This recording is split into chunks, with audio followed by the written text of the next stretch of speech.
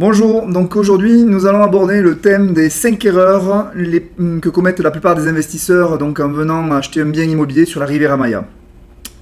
Donc avant de commencer et de traiter ce sujet, je vais donc me présenter rapidement. Donc, je suis Daniel Aguado, j'ai passé plus de 20 ans en France comme conseiller en gestion de patrimoine auprès de grosses structures, donc banques et assurances européennes. Et ensuite, en 2007, j'ai monté mon propre cabinet de gestion de patrimoine sur la région toulousaine.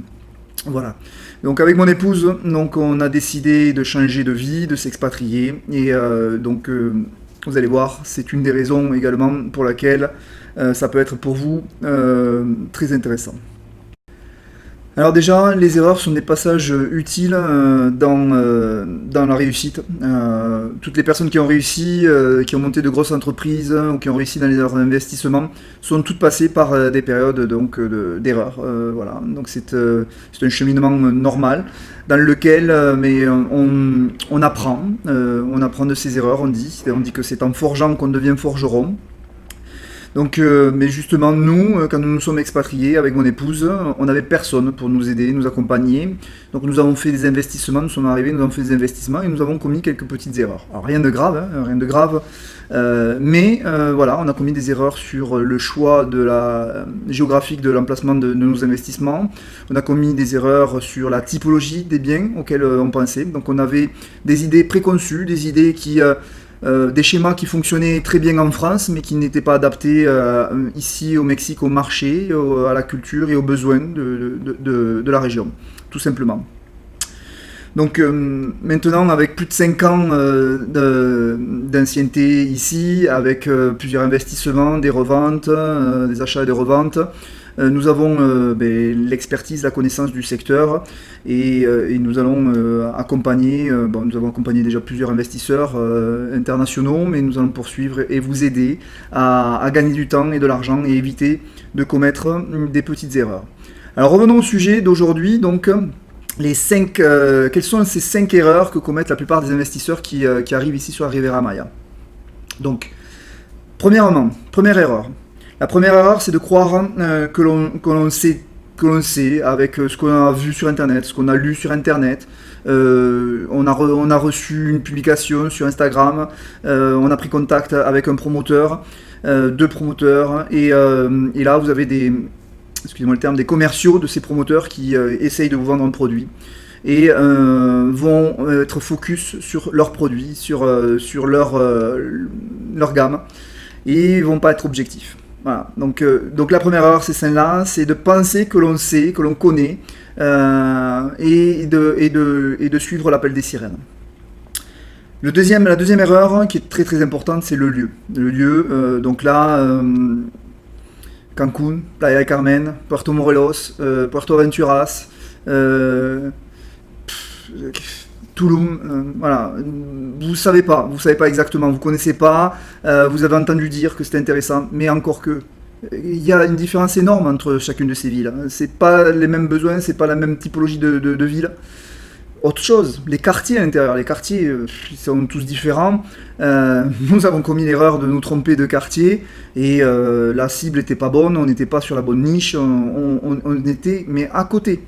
On a revendu le bien avec une plus-value, puisque le marché est très dynamique ici, bien heureusement, mais c'était pas l'objectif premier de cet achat.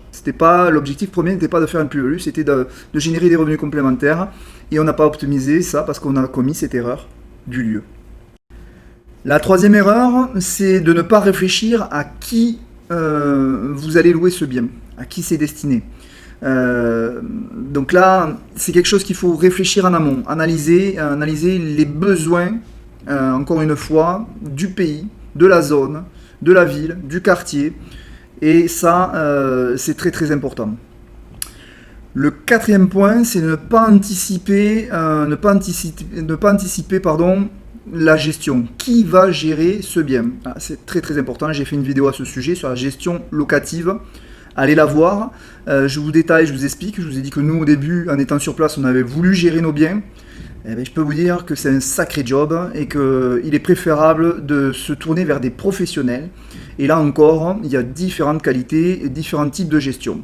Donc là aussi, nous sommes capables de vous accompagner et de vous aider, de vous diriger vers des produits, des systèmes de gestion qui ont prouvé leur fonctionnement et qui sont au top. Le 5e point, c'est d'acheter quelque chose en fonction de vos propres goûts.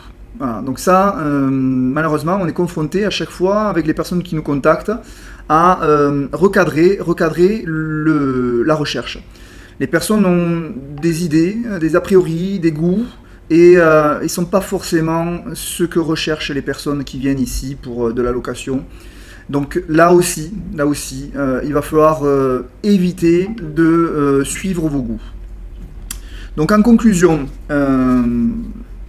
se dire qu'avec quelques prix, avoir des prix au mètre carré, récupérer les brochures de programmes qui vont être livrés ou qui sont en préconstruction actuellement, ce n'est pas suffisant pour pouvoir prendre des décisions. Comme je viens de vous l'expliquer avec les 5 erreurs, vous avez compris que ce n'était pas suffisant. Vous avez besoin de bien plus d'informations, de plus de connaissances du terrain, de savoir vraiment comment va être géré cet investissement. Et comme je viens de vous l'expliquer, ça passe par une analyse très approfondie des besoins, des spécificités de chaque ville, de chaque type de bien. Donc alors vous allez me dire, comment on fait pour éviter ces erreurs? Alors, le mieux, ce que nous aurions aimé avoir quand on est arrivé, c'est d'être en contact avec un professionnel, un agent immobilier certifié qui, comme moi, parle français, espagnol couramment, de manière à pouvoir avoir un interlocuteur qui puisse faire les négociations, que ce soit aussi bien des prix qu'avec les constructeurs, après pour tout ce qui est contrat et la partie locative. Cet interlocuteur, il faut qu'il soit donc certifié, que ce soit quelqu'un qui soit toujours en recherche de formation pour être au top, à la pointe donc des changements de loi, et surtout, que ce soit quelqu'un qui investit, voilà, un investisseur comme vous. Donc nous formons une communauté d'investisseurs, tous nos acheteurs donc rentrent dans notre communauté d'investisseurs, et là ce sont des conseils pertinents, du temps passé avec nos investisseurs pour mettre en place des stratégies et optimiser leur investissement.